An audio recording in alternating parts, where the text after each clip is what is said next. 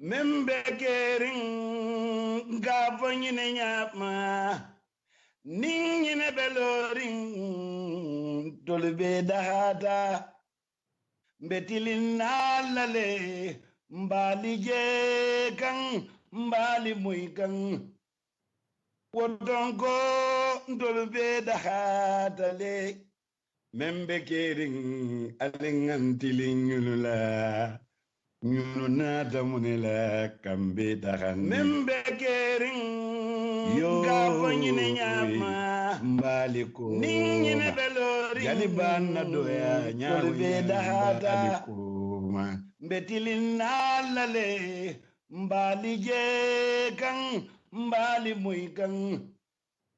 wotonko ndolu be daxaata le membekerin alingantilin ñulula ñunu naata mu ne la kambe taxandi yoy mbaali kooma jalibaan na doya ñaawoña mbaali ko membekerin gaafo ñine ñaama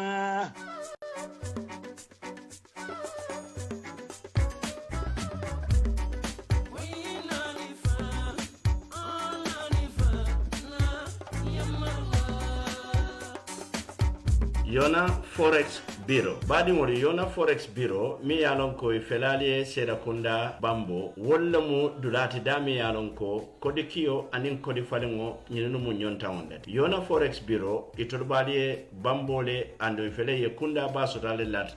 bakote mi yalon ko wolam Purple House ti. Mbadi mori atol mi yalon ko albe banko e bantala. Na lafta kodo kila nyinkamala alla moli ay tariya andali minki ye wosoto tariya nyama alfero ke aliyakini Yona Forex Bureau la atul mini yalon ko fanal be Gambia na lafta kodol de fali da kabri euro lomba fo pound lomba wala fo dollar ani nyin kodi dolu Yona Forex lon dolate mini yalon ko e kadadi madi mi yalon ko ase kontan ando nyin kodi dolu fanam be bulu e lafta ke fali nin dala sora wala badi won kamune bato al nga fero ke nganna kodol kini Yona Forex Bureau la ani nganna falindiro ke ni Yona Forex Bureau la dami yalon ko mbe bane hoda male sotola wakamara na lafta kuma ko sotola nyinol beto ali kumandi da telefono to 9000392683215173389998055526 badi ngol Yona Forex Bureau wolle nata kan dahandi kodi kiyola anin kodi fali wala fannala walla Yona Forex Bureau ala baraka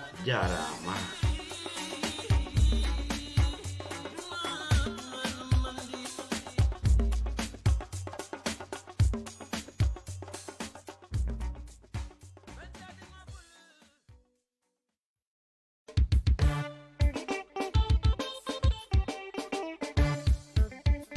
Badigol mobile a dadima a garantiri ngo andu waranti bala niya sanna tinyata ka joysey walla ya dade aka soto damin doro wolon bulli sopti anyabe tilindaliye Brikama police station la Brikama sate kono mobile min boko Itel Tecno Samsung ani latest Nokia lo katafo Huawei ani mobile kotangol mobile sifa dadima kabo kemelu la drone ise fanso mobile soto walla ngamune bato al ngamborinu bulli shop number 1 afele anyabe tilinde Brikama police station nse kachanyo yano ni telefono la le 779-9530 wala 995-7262 Bully Shop number 1.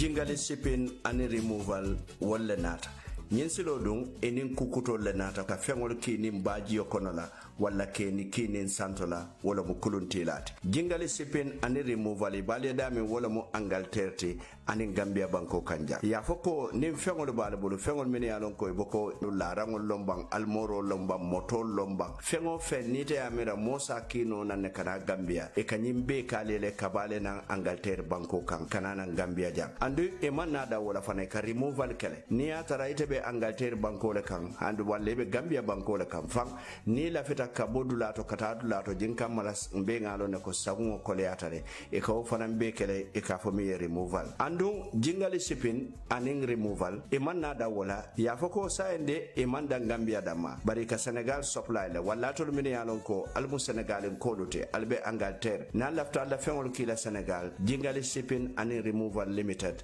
e kanyimbe kele bari fana e ko Nigeria fana ka kijele andu man nada wo fana to ko Uganda butum badi ngolu jakalo banda nalbe Gambia jam fana allafta ka fengol ki albadi ngoli ye Angleterre banko kan jingali shipping aning removal e kanyimbe kalele ngale ko inata la de bari nin kukuta jamale nata andum fanan enin benefits jamale nata walla ngi commande telephone to Angleterre 00447491949819 00447491949819 walla ngi commande Gambia 3283748 walla 3739699 ni allafta ka kulo ila kuol to sakatul min yalon ko ali computer kuol kalamuta alte la website to www.jingalishipping.co.uk walla ali se email nole jingalishipping@gmail.com badi ngolu jingali shipping and removal limited walla nata koten enen kukutolo walla sainde ka fengol ki Gambia ibe dawoda asone atani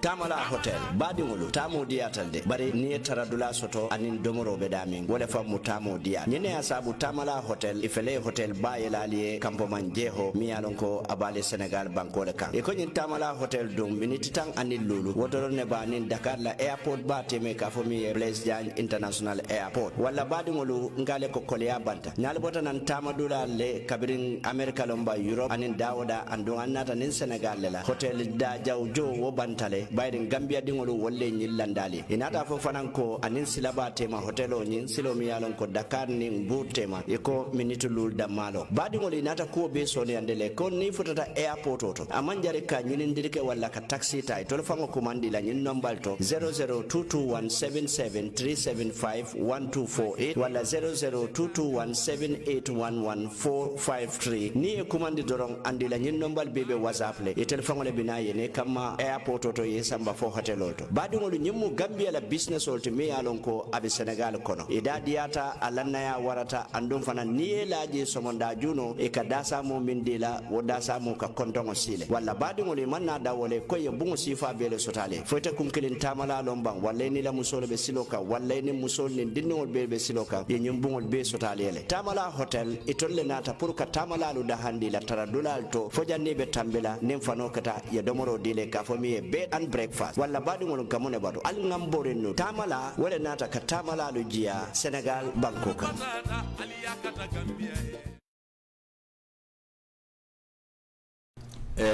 badi ngolu mbadi lamoy lalu anin badi jiber lalu mobe dawda kabirin Gambia fo Gambia e bantala ngal mumela be kontongal tolla anal jamundan senongolu misilmeya kontondiro la nemo ani kiso bali kontondiro ko la badi gulu nsali bismillah koten na programo to mimbe kering nka fo le nyama kato ko ngadati wole nyama mba foka wole fanan nyama andum fanan Allah subhanahu wa ta'ala la man sabayatu mbe continue la doron ka banke wole nyama bari jandimbe dunnan na banke luto mbe la fila ka programu datinin ate datinya kilingolema wala mu dati ñaaluti ndalta ka dati nin dati ñaalu minna wala mu ñinti ko ka dati nin man satalla tola toma bismillahir rahmanir rahim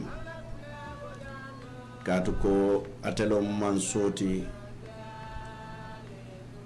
mi yalon ko ay hadamadiŋolu dada bari fanan atelom man soti mi ye dadar feŋolu bee dada feŋo feŋ na ka dada Allah subhanahu wa ta'ala le a bee dada andon Allah subhanahu wa ta'ala la dadar feŋo bee a bee ye niyo le soto wo Allah subhanahu wa ta'ala ay hadamadiŋo dada coming ay dadar feŋo dada ñaame dadar feŋol bee dada ñaame bari ate faŋo la ala yaatu a naata makkaama le di hadamadiŋo la a maŋ miŋ di daafeŋ toomaalu la anduŋ ala ala yaato ay miŋ di hadamadiŋo la a saadiino hadamadiŋo la le a ye muruŋ a ye a di ñiŋ daafeŋ toomaalu bee la walla a ye miŋ di hadamadiŋo la a saataano hadamadiŋo bulu le walla a ye hadamadiŋo balaa la a ye a di jatoolu la walla a ye a di jinoolu la walla a ye a di yiroolu la alla maŋ kori feŋ na bari tumala miŋ na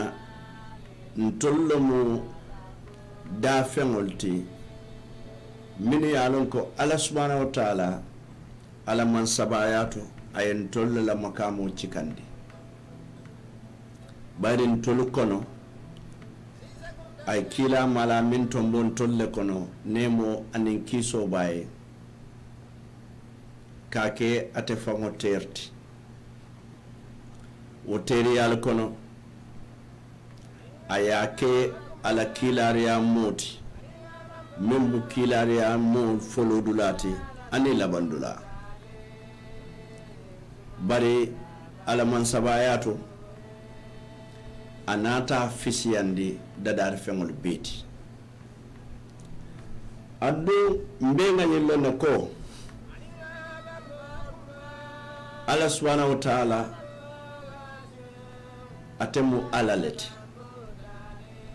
andun alla dun aka alla kuwo le ke moo ka moo kuwo le ke jinoo ka jina kuwo le ke jatoo ka jata kuwo le ke alla dun miŋ ye ntolu bee dada maario ate ka alla kuwo le ke a ye kuwo kuu ke ntolu joŋolu maŋ kuunoo woto niŋ na ñaakuyaalu niŋ na hakkilidiyaalu niŋ na nendiyaalu niŋ na feeroolu bari fanaŋ a ye kuwo kuu ke wo mu ntolu joŋolu lamantaa beŋo le ti hani ye a tara waatoo doolu a ka kuwo doolu keŋ na miŋ muŋ na mantaa beŋolu ti bari hadamadiŋo dankeneya baliya aniŋ hadamadiŋo giridii baa ye neecoo waatoo doolu wo kuwo se kuyaŋ ye fo ŋa alla sooki ye kodoo le soto alla subhanahu wa taala ala ye harijee di le ye kodoo soto suŋo naata ye la wo kodoo suuñe i maŋ alla mutano i taata jalaŋo to i ye alla fulaŋ kafuyaa ñiŋ noŋ kuwolu ti walla wo le ye a saabu ntolu hadamadiŋolu waatoolu bee la ñanta mansoo tentu la le ŋa jayi ŋa warandi tenturo aniŋ jayiroo niŋ warandiroo miŋ ye a loŋ ko a maŋ dandulaa soto anda a maŋ koleyaa ñiŋ kamma la a ye miŋ dintolu la a maŋ wo di daafeŋ toomaalu ma bari baadiŋolu tariyaa ñaamaŋ seŋ tariyaa nafarda kuwolu la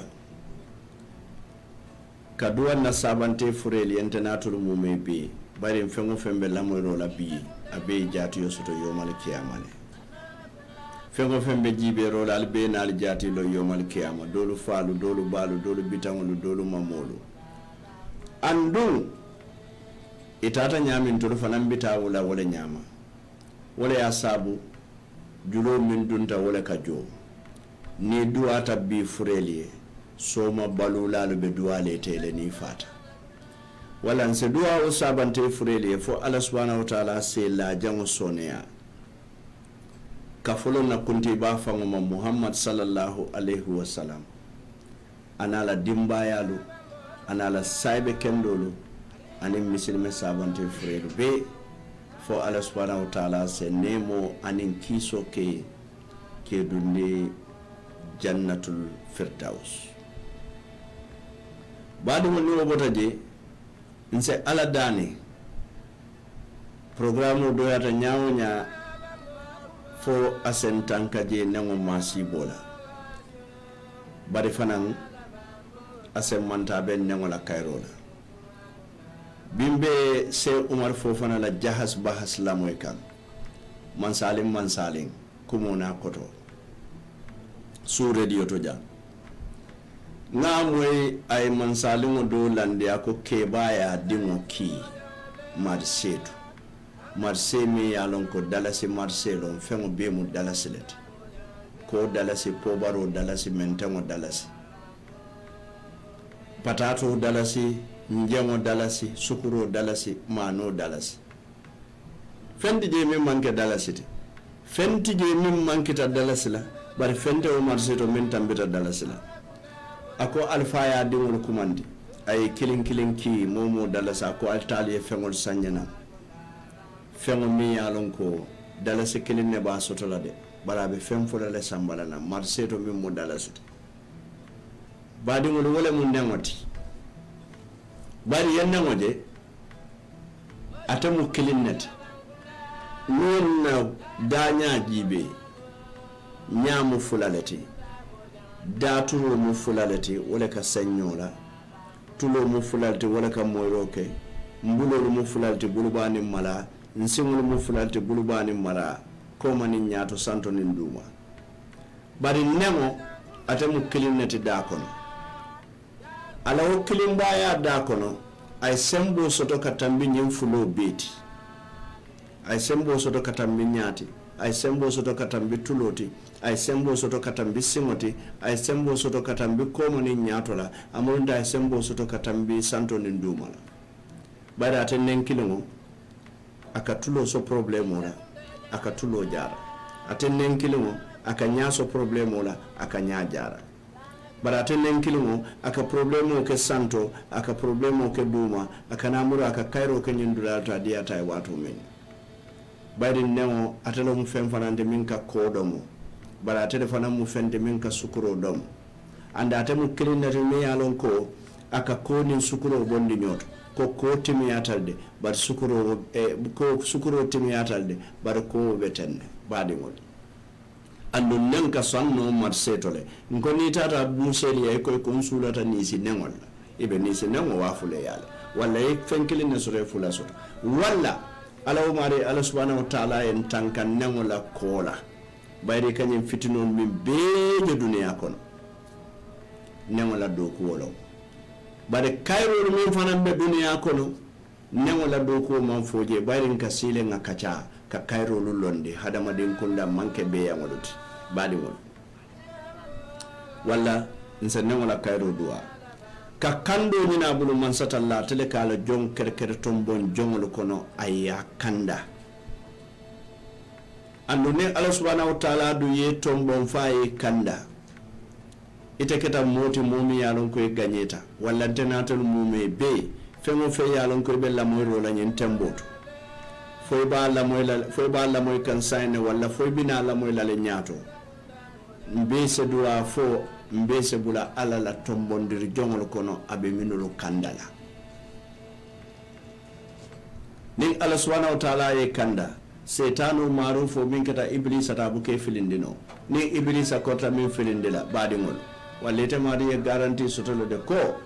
wajinol setanol min yalon koy ni la setane kulite filindila wo hadamadin setanolu te filindila wo sulu saji maru min yalon koy kane bale te filindila wo say sayo ni wo kalabante no min ke fangol tambin dalle talu filindila nyin kamola bi fanan nyin nya wala mi yalon ko nga datini bismillahir rahmanir rahim ala toba sanu be man satalla danila ala man sayatu fo nsa kumfano nin alhamdulillahi rabbil alamin kamurun atemman so kan ka tentu anin ka jayi anin ka warande min ya lon ko ibe dansiri badi wonu nyinna mun na farda kuluti ni ta koronto te katale min be kerin buka koronto so tumala min na o farda kulu bang nsali bismillah koten alla programme to min be kerin min keta wala kaf min keta na keta abe folale min be kerin mbasata la wala nyama bidu nyawala to bimbe sirin su radio to 99.9 ani mimbe kerin TV online o ma tere kanun tere ti pamudu boja mini alon ko bi wolle buro be nyim programme koto wala mu yona forex bureau yona forex bureau badi wolu yonan kolu ikoya beleke bari tolu dawuda kabirin tendingol to fo tendato duma fo santo yedula sota betoda andon itolla service o tariata bake kodikio la ni sulata sefa fanan na jelo itolla mudulati wato dole kata fa be kodo ta kandoro isaje ko e fendira mi yalon ko jusu nyaburam katandila ko inata kodo min tajang adiyata nyele bari yonan kolle be wonyam wala to kodi kilalo alfero kale alla kodo kina ni yonala yona forex bureau badi mulu ni wobota je bi lafta min jibe la bari mbellun tangole nyilla kanja mi yalon ko wobe kala loyalty bari nyimul loyalty mi yalon ko independent loyalo amantara political party to dami yalon ka faran fansita nyine ya sabu tumala minna ya kumba jetela bayonu na loyal kata nyawonya mal loya sotono bare almame tal nata jammi yalon ka mul loyati aya faran fansiji bare tumala minna almame tal be UDP la telo mo la diamulati jama ba jelale ko ala diamulu ay wolkele katu ko atabe UDP le andu ya kumba jete min fanan bayo fanan be UDP le mine ya sabu lafta lawyer sambala na me alon ko independent lawyer lo amantara dulato ate UDP ate DOI ate NRP ate GPDP ate jana barate bala do ko la as a lawyer and constitutional lawyer mba sambala pura na nyin ko bonyo nyoto bayring tonya we are having a constitutional crisis, constitutional calamity. Nigeria no kanya di constitutional calamity wole be ntolu makal katu ko monem na letaro me yalon ka findita ya kumba bay ka fay ko president le tombo bare o president kilmo wole bondi la palasoto bay ko yamo min tombo isa wala bayno bari nata lonnal je wol fana wulta nin député bungo fam katandi ko president o man sembo soto ay député mi yalon ka taya nominate fo kaban wotata kalindita député bungo la faketa député ti president o man sembo soto koten ka wo bondo nyanda kala dalilo let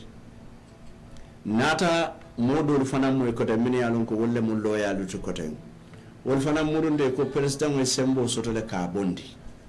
amunta nyosa bobe kering bari later follow nga minje mimbota office of the president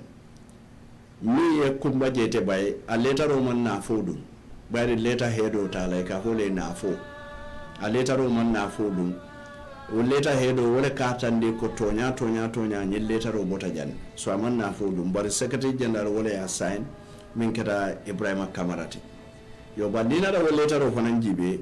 e man luwa kabala comme luwa la nyim fanna kare president tamota ni wala pour kanyin ku karike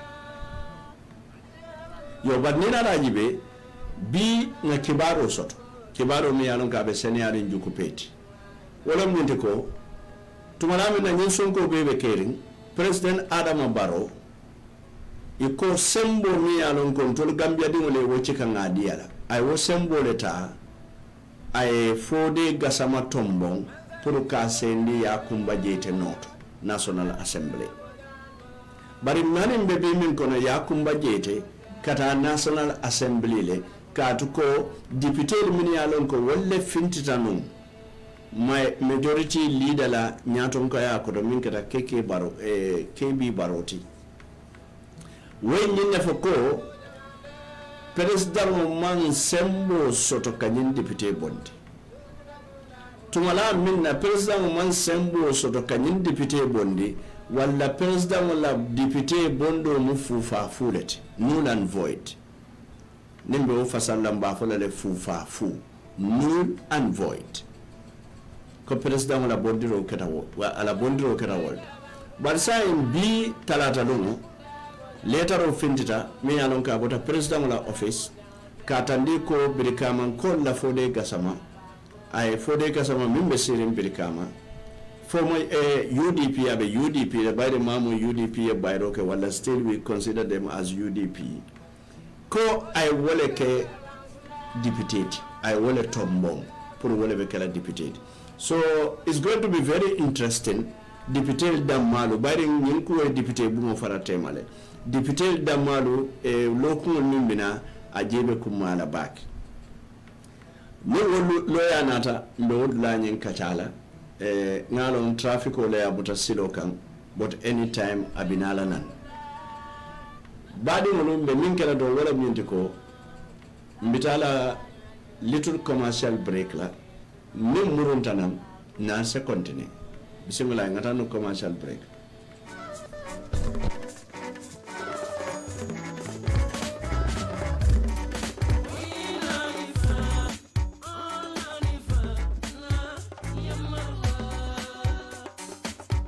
Yona Forex Bureau. Badi mori Yona Forex Bureau mi yalon ko felali seda kunda bambo walla mu dulati dami yalon ko kodi kiyo anin kodi falingo nyinu mu nyonta onde. Yona Forex Bureau iturbali bambole ando fele ye kunda baso dale lat ba kote mi yalon ko wala Purple House. Mbadi mori atol mi yalon ko albe banko e bantala. Na lafta kodo kila nyinka mala alla moli ay tariya andali minki ye wosoto tariya nyama alfero ke aliyakini Yona Forex Bureau la atul mini yalon ko fanal be Gambia na lafta kodol de fali da kabri euro lomba fo pound lomba wala fo dollar ani nyin kodi dolu Yona Forex londo late mini yalon ko e kadadi madi mi yalon ko ase kontan ando nyin kodi dolu fanam be bulu e lafta ke fali nin dala sola wala badi ngolon kamune bato al nga ferol ke nganna kodol kini Yona Forex Bureau la ani nganna falindirol keni Yona Forex Bureau la dami yalon ko mbe bane hoda male sotola wakamala na lafta kuma ko sotola nyinol beto ali kumandi da telephone to 9000392683215173389998055526 badi ngolu Yona Forex Bureau walla nata kan dahandi kodi kiyola anin kodi fali wala fannala walla Yona Forex Bureau ala baraka jarama badi ngolu na lunta wambe ya lunga nyanta kafulamba ayen taxe katandi na traffic wata bake silokan wala mbe minkela tumala min na watu mantrambatu kan mbe continue lale ka kuwodur kacha fojanne watu mi ya lunga atebina be kafulamba barbadu wonu jannata bina be kafulamba nala hakilo bakam nyin tilibulo la tumala min na TRRC ke ka jako TRRC commissioner nyin tumalamine wulta itata former NIA la cordato mim sain ikoye to falene to lu sislete SIS na woku le fo TRRC bari badi ngulu mbenga o moyle TRRC batumando bije dolu bije min yalon ko e mawo TRRC la moy bari fana ngalahido dile ko ni wato en so bi mba ko nyin kacalal yo tumalamin na lafta sembendela no fosso man sinanga kacha in details mbenyella kallunta wala ballunta mo manna so nyinkata fankanta tati saje ko nkana mone badingulu Gambia dingulu mbenga moy janne ko min keta SIS la director tumalamin na National Assembly mi yalon ko wala mun na député bumuti tumala min ne landirolu ke okay ya fonya ko na lunta mo nyim futatale wala badi ngulu saim be minkela wala nsen hakolu boydi 6 woman tran dandula to ba kalamuta bayring evidence o do fango bijanne Boubacar AMO Badji tumala minna ay abulo lik amanda wala ay letaro safe president Barrow ka tandiya la ko yengum mo min tombo sedia ko min be bijang afela be ti nyala abe destroyed ala office o kono ko min be woto nun NIA ye ku kenun kabiri 1994 to 2016 andun TRRC be lorin nyinala wol bebe nyin kendi wala office wala kono bari nga jele min keta wo kuoto foya baydo kuola tumala minna ay toro fe katande ko kule be kedin NIA kunda mi ya lonko sinin soma be Gambia dingol tora la be batandila wala nyinte ko DG so tatale ka evidence lu destroy kabiri nga fon to be le kidita kan bari bi afele ala tonya lota DG so TRRC min fotaje ning ala sonta nin murunta nan kote butun sa mbe min kala to wala nyinte ko mbe na luntango dundila na will go for the next another one short commercial break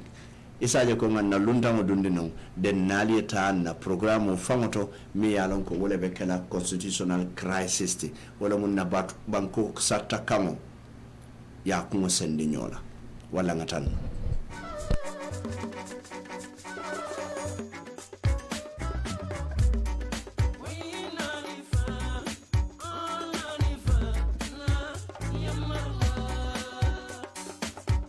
Yona Forex Bureau badingol Yona Forex Bureau mi yalon ko felaliye seda kunda bambo walla mu dulati dami yalon ko kodi kiyo anin kodi falingo nyinu mu nyonta wonde Yona Forex Bureau itorbaliye bambole ando fele ye kunda basotale lat bakote mi yalon ko wolam Purple House badingol atol mi yalon ko albe banko e bantala na lafta kodo kila nyinkamala alla mole ay tariya andale minki ye wosoto tariya nyama alfero ke aliyakini Yona Forex Bureau la atul mini yalon ko fanal be Gambia na lafta kodol de fali da kabri euro lomba fo pound lomba wala fo dollar ani nyin kodi dolu Yona Forex lon dolate mini yalon ko e kadadi ma di mi yalon ko ase kontan ando nyin kodi dolu fanam be bulu e lafta ke fali nin dala sola wala badi won kamune bato al nga fero ke nganna kodol kini Yona Forex Bureau la ani nganna falindiro ke ni Yona Forex Bureau la dami yalon ko mbe bane hoda male sotola wakamala na lafta kuma ko sotola nyinol beto ali kumandi da telephone to 9000392683215173389998055526 badi ngolu Yona Forex Bureau wolle nata kan dahandi kodi kiyola anin kodi fali wala fannala walla Yona Forex Bureau ala baraka jarama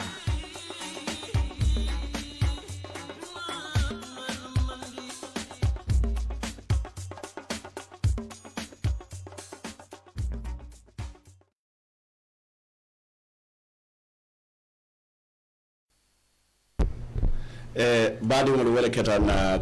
short commercial break ti Yona Forex Bureau bari tele fanam bulobe na nyin programme nyin koto ngal mo mela be tentu ngali jayi sain be nyilla kambe na nyin tembo afutatale bari nyi wato lo kono mbukari hako bonni bari nyi wato kono butumbadi ngolale hako bondi nyawala alise hako bondi nyawala bari nyi wato kono ni nata jibe mbukari mo jamal le commande lanan mini yalon ko ni bukar kacal sotalata kala ko kacabe tallal lorin tuluda male bulu bari mbukare mulu kuman lanan wala sain badi ngol be min kala tumala min na luntam banyim famo futata male mbe min kala don safo ko assalamu alaikum Mr. Jadam. Alaikum salam Mr. Bojan.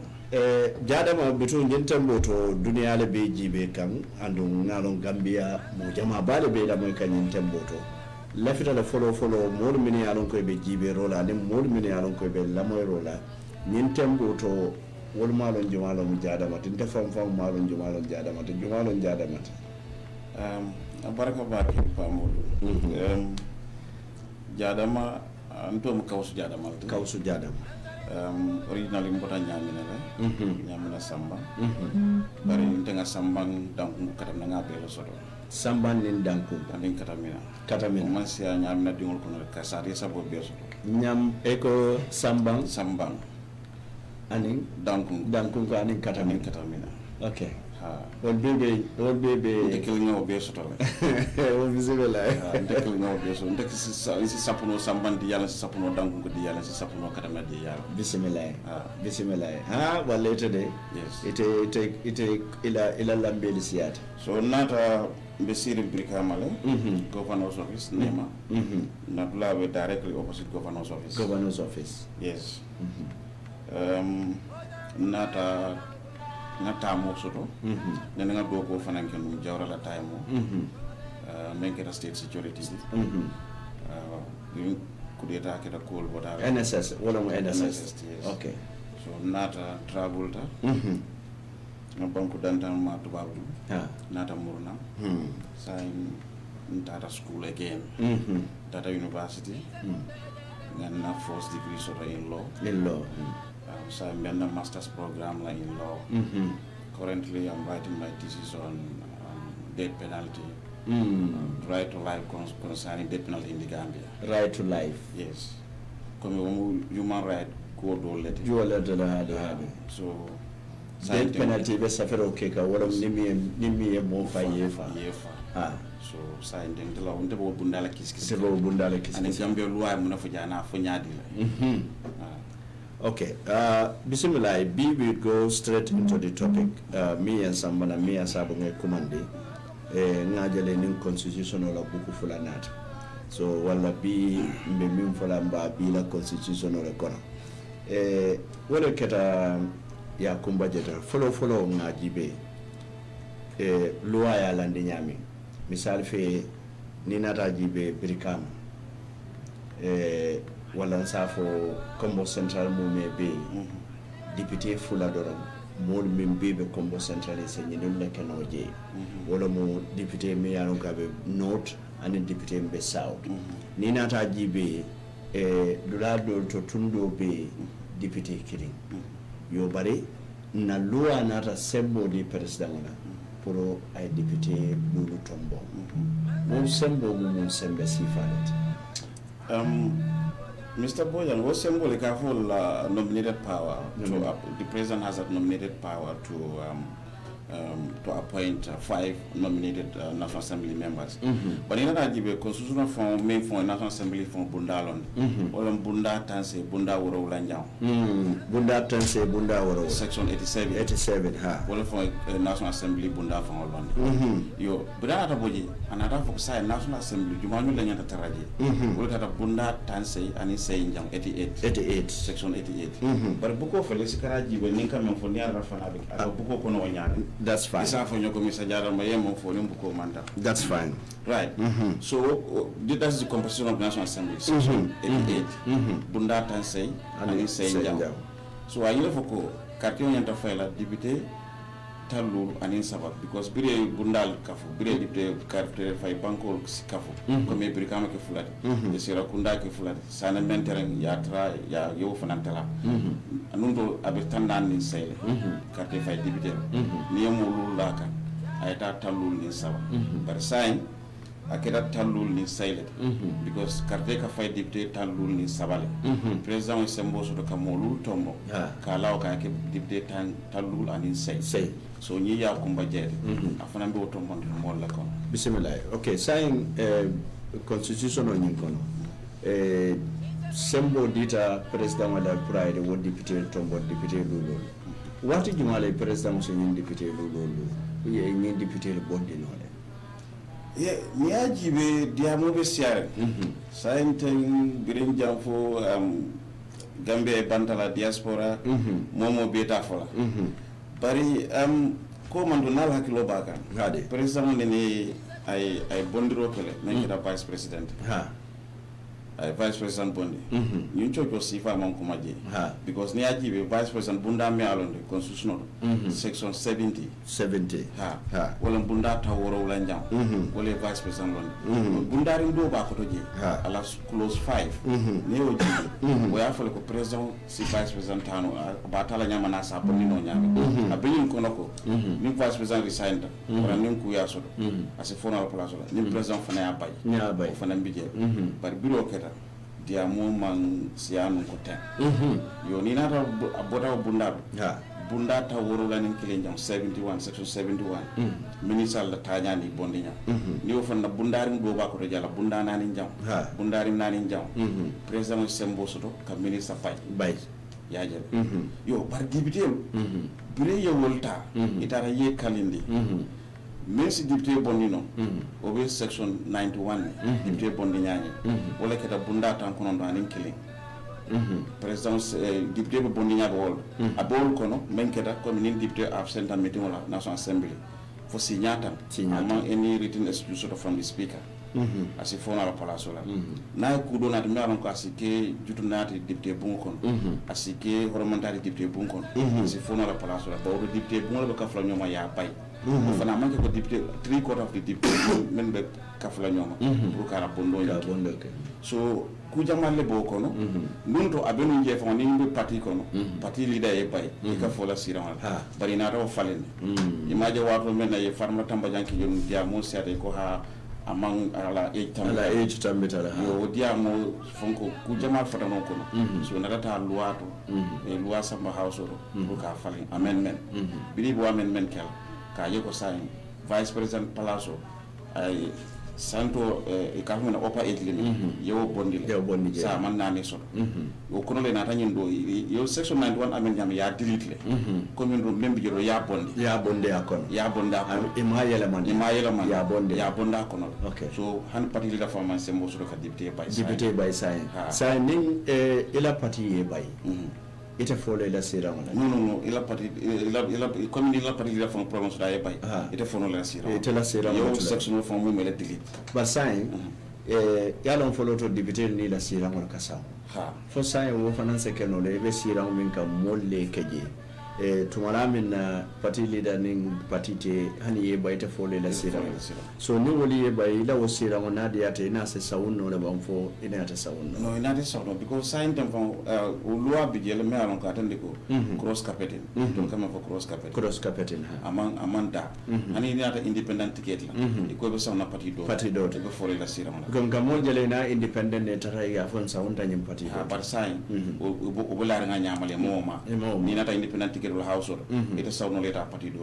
wala ni nata parti do la ticket do ita cross carpeting leta parti do o bolar nga no amunta hani tuta wonyama ila sira ngo betule fo carte faydo yo ila mo fana sembo men so de ka fo mena power recall ni ate man satisfy la ko ni fallout ni ila mo wali nyota mene carte fay yesiji isi kumandi no le ka ko ke kumandi murna ka fo ete murna sa ngana mo do kumandi we duje oro fana 1/3 of the electorates mene carte fay bol fana nyanta o petition of signer yande IC ba election ko man la je pour ka ko sa ete nyante te murna lana so ni wo yam tate petition on nyen sign amunte te automatically wo sira mo beta command la yema wala mini ye keje wala be command la bondi after wo by election o yes by election o sikije wo tundora je ko mata bake anyway badi ngolo ngala kilo bulanda be la mo kan su radio la 99.9 birikama sate kono ando atal fana min benjibe kan albenjibe kan min be kerin tv le e nyinte moto min siata mo wili kelenti wol benjibe kan ne gambia e bantala andun gambia fana mod min ben la moy kan ma hapo long e sai ngamurun nan dulato bari ni nata jibe e ko bulo mi jato siti wala ka afri muna na nim baro nim president mo tombo ate bondino yalo loi atla ko lu akoleatal loi mesiatal andum diamo be siare bari jannim betaje let me clear my position first okay my politician okay good okay manke loyalty e mantra UDP mantra any party to any party la membership card soto very good ko benyim party card very good manke politician mantra party to as we are speaking right and then I'm not claiming to be a lawyer. Okay. I'm studying law. So you are studying law. I've been them karam the Taliban. Bari ne constitution la bundal jibe. Men ki ka fa dem bulo me jato sire wala ka free. Bunda keme fula tan saba anin kili. Bunda 231 ika wolto foje wolto diam to bundala yo bundari ala bundari lulu njam subsection 5 wole auto foko the power that appoints includes the power to dismiss any person so appointed ko comme yema fo bulo me jato wala ka fere par ça te constitution kilo ina ta jibi atata section 167 bunda keme bunda ta woro ani worowla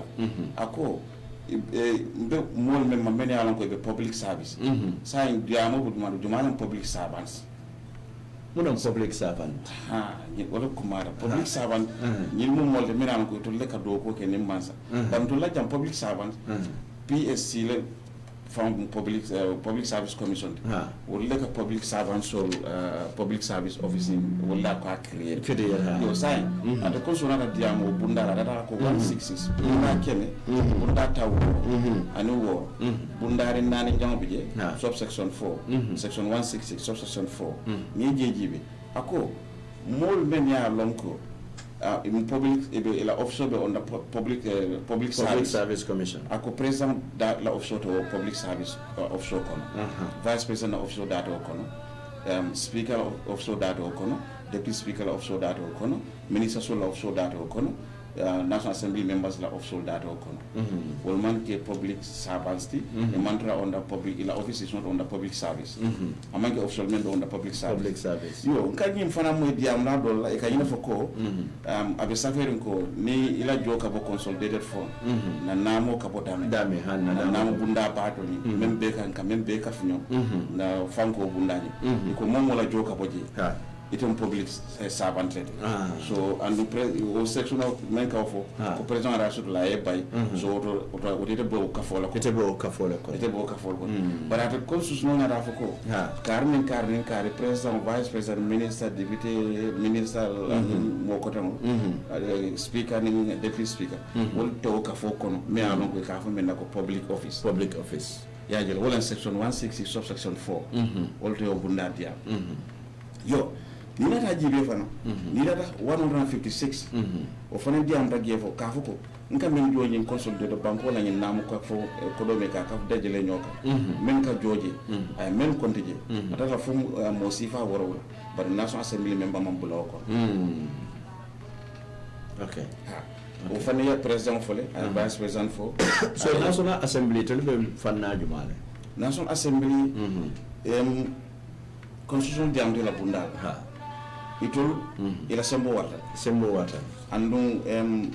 National Assembly fana mbuke la sembo ya sembo wata tonya sembo soto baba kele muna mu sembo luti angaltere quand même for National Assembly at député bude men kenola ka kele mandi musode la do wala sembo wara bani wala sumana ko sembo ta fa wara to an extend ite ki oda mayel man no musode na bota wala se fa no do bota National Assembly sembo so la ka fema fenki andon na Gambia jabe wala na Gambia fana National Assembly ba den kan yakara galtere loi be wala constitution was sembo di la fana ka fema kisi ani president la mota jama bi plus kuma jama bi na mota National Assembly nyanta gibel ya kisi do bi in consultation PSC Public Service Commission ne ara jojo la karola User Service Commission ano wala be ñoo consult ko ñin okay yo akol belarante bismillah bari ni nata jibe fana tumala mena yenyim befu so ila fa fola le president man sembo soto pour que National Assembly member bonde ala do ko wala ni anata na constitutional member Gambia ya non se même fo no balon diamo ser ka fo dol ba fo kan ko sembo so la sa bonne dol ko aman sembo so ka bonne nti bare mo ne mo fast membe kere ndanga menje sa bare loi nyin mol ko loi jenken ta bari ngamra constitution no nyanda kala straight forward yalo loi constitution ne ka fa hambata naka diam na ko mo akatala diam bunda fa sinya sabanyo so ni tamo bunda sabol be so nyoka italo naka munefo na exemple de lawro comme secularism a diamo be siare no nya bare ne constitution jibe na four sentences I call it sentence paragraph ay secularism fojele ni data section 32 jibe o fane e kuma kan yin sembentu yandle ni data section 100 jibe bari section 32 ko mo be banko kan ganda banko kan dino dina isabat nol data kala dina jinko jinke so kenole tanatela ni data section 100 ako dibte bu men sembo warta amman sembo soto pour ka party kilinta ka foko one party state o kadina kilin command jan ka foko is one party religion state religion National Assembly for more sembo so ni man bunda sabol bio so nyoka so ni dal namna la secularism fo munen me so ni nata constitution fana jibe bira diam tan nyim bunda la ka fo daminto ko National Assembly data ji ala fana ko de ka diam tan bunda talu woro ndal 156 de 166 so fo jibe 16 do fana biye ka 95 men ba fo kan ko president sembo so ka 95 wala bunda tan ko non lolo to way munen ko way nyina fo ko abenyu mol kono mene alon ko la jogo bala ici jono député bare akole ko député bu nyanta do wada wol be jola nyame so député ay nyi député blandi wo kono bay to nada ko bundari mo biji député nada loi do data ay bundari ndo so ka fa section 3 ka fa mena NASPA National Assembly Salaries Pension and Allowances iko député yo loi data le so loi ko to laki jelo ko National Assembly fana na jol ni la pension ni la salary nyanta bola consolidated fund bari ka fa mo le ko consolidated fund ni mo la joka bodo president si ban le be on the public service le be on the public ibe ila office public office e buka wotande mo lo safere na mo mantra safere constitution ni ngon comme mo ka ngala fo sai bayna mantra je to ngamira nyin sikeno so yalla won te ko te keno wa amanya na kila ngamira but do you think ko pour que constitution no interpret inyanta limit la to only the constitution without knowing, for example, in this case, separation of powers. Because if you understand the separation of powers, it will be easy to interpret, because clearly they are independent of each others. You know, near to what we carry. You but saying what of la bitaka, but dole safero kajango jibe ako. An act of the National Assembly may make provision for the recall of an elected member of the National Assembly, but such an act is yet to be enacted. That's correct. Section 92. Section 92, yes. That is Alaji Esdabo, who is also a parliamentarian. Exactly. But they don't. It hasn't been enacted. Among enacted. Iman still hand be kakeluad, but Abigail in black and white go is a keno. Well, the same Mola deputy say will know the snob.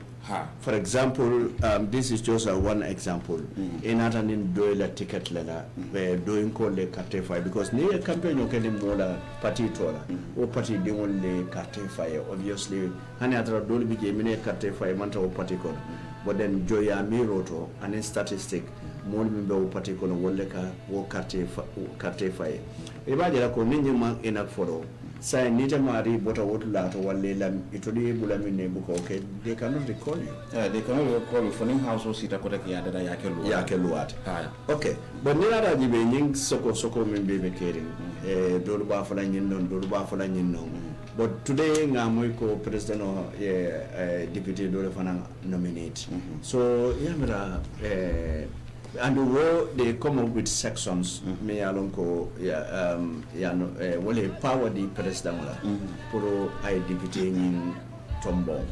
So yamera National Assembly in the coming weeks, National Assembly constitutional yamera mantra constitutional crisis konawa. Well, a depend tele yaje nyame bari yimme bebe kere men nyanta firin na nyola wala Supreme Court bari nindia mo be siare kaje ko ñine loi ñine fo wala loi ma ñine fo loi ñine kade men nyanta firin na nyola men nyanta kala saf no de kan ko ay Sénégal wala Supreme Court ni na section 127. Thank you very much. Section 127 ni ojibe ako exclusive jurisdiction for any to interpret any constitutional provision or issue. Supreme Court la do ko la wadi. So sa inte ni ko mbe keri Supreme Court le sa senani no molma jumale right jumale ronda and mari ronda Supreme Court nae akunyi jibe to be lord la kala bunda ina la ko president is within the law assemble balale pour ka nyingi and then they will it stop la jël the declaration of na la jël ka order ke ka directives di ko XYZ nara député lebe insistir ko be ngene ka ça fait ko no almandras local kete nara president fanan ye loi wali nyoya they will advise president ko ñin lebe kéré so aka kitene ban bibi la ñin diamon bebe kéré mais ça no men ça senate wala supreme court by virtue of section 127 wala ñanta mol firin na bi membe kéré tan ñin diamon be kéré so mo ñanta assemblée supreme court foi to ditumala mi ne ya moy ñanta intervene well supreme court at very level it can be from both sides même from la ron ko affecta même from in this issue Astano Supreme Court. So let me ask you, what do you think Supreme Court ning Attorney General Office ka do ko Kenya di? Because nita da jibe Attorney General la Office wala mu luwal bedam luwal marala for one thing. You sign Supreme Court wala mu kiti la san kiti be central. But it is still under the Ministry of Justice. So and Attorney General wala president wala yamar lati nana ta luwat namra president wanyanta any act killer jana ka fuda Supreme Court the Attorney General should be in place for ka advice. What do you think? Ni constitutional from jibe Attorney General and government and principal legal advisor member no wala solicitor general wala nyanta mansa yamar la nyanta munekela ndinga do ko kela so butun at that level maleka operate ñaar for président qui consult pour le président advice la ba mom fel lo woro bar loi ta blari ñame Attorney General atlem legal officer government legal officer may the government advice on anything on point of law or anything concerning law bismillah abaraka bake Mr. Jadama jannim be layno yalla tumando bi jela fa fendo la fala jantel min ñinen kanum minna bayri nga be tata lafta ka bello wala mu ñinte ko foto nya president de asenyem bayno le bang wala fo because nga moyle kumba jete president la letaro min jabi kumba jete kaman so wala letaro is a disappointment so nata jele ñin don fanandi amuta bare wokono president way mo appoint okay so ni ata fendo be buli la famille la fala jam janim be ko be la fela nga line yele nga mol fana bule la opinion ol keje okay bi development men keraje the latest development la woro ma famala nte is a news to me but ni ata abelare wala nyam ata constitution kilon le diam to kotake e ka fo men reappointment and concurrent appointment ina da bunda kima fula bunda mo nin konondo 229 official nin bi je pamodu ko mi tele ni radio la director program yete appoint je okay ina da what is the name of your other friend Omar ina da Omar fana appoint after yete appoint ina da Omar appoint ko director of program the same radio so director of program fula bent mi sa be ko science ranki ko do ndar sa mo fula sa keta mo fula siran kilinde jayte bije and then jimale fode gasama bije so sign ate constitution kilo dina do bunda keme fula bunda mo ni bondo jibe ako ni mo fula appoint place men appointment no labanta wala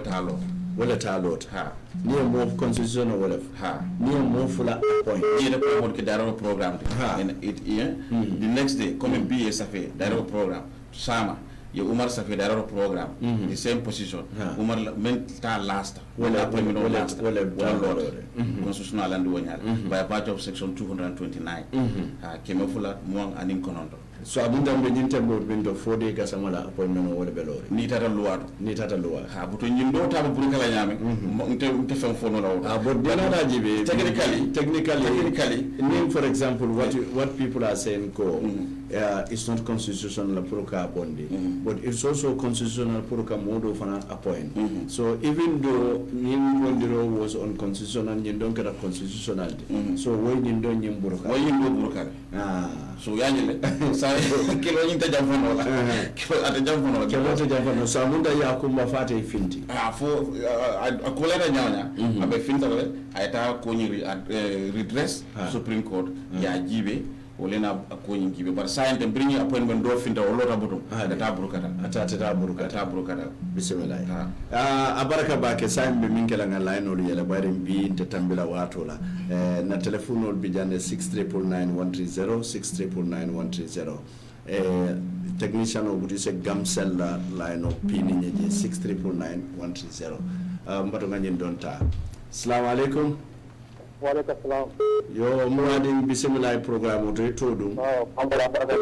baraka ene ba program ko mara bago to di ma do ande be komando la mo to mo spécial de bakara kampiya bismillah program to yo ndo ko ko na constitution ni mo ko ba mamara sana mo di ay ko ala ba ha to da ni na constitution ni ta ta ko ko ko ko ta da jam ya ta ni ta ni ta tino dia de ni dia ta ko ta di ni dia de la ko de la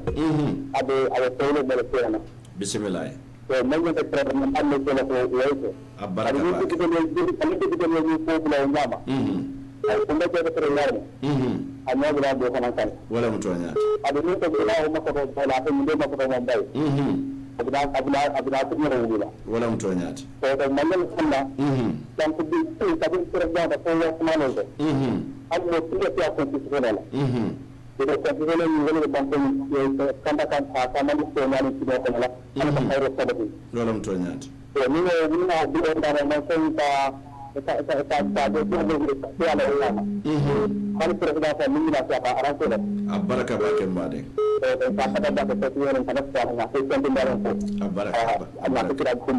abaraka batu ngani ndo fananta assalamu alaikum alaikum salam wa rahmatullahi wa barakatuh to di ma do ngani be komando la mon tole da ko lamin Touré lamin duma Touré lamin Touré be komando la mon to lamin program bismillah program to lamin so ko yo ko la ko mo be mo nte jakal ta ake ni musko la bayo la ya kumba because men kata ni ma sakunda bri sida benya de la 394 up to date many people on lawfully wol be murundele silam jeke from kafo ko enyim delu enyim bay system ko la ede ko lawfully dismissal of medical wala muru naw tay wo ku kilo ko kontinne kan say ko take ndasa may ran national assembly members la to wala mi ndeko jiki now they are not rubber stamp parliamentarians okay, but this one window will buy the Kanko, they are rubber stamps now because they have to go to the tune of the president.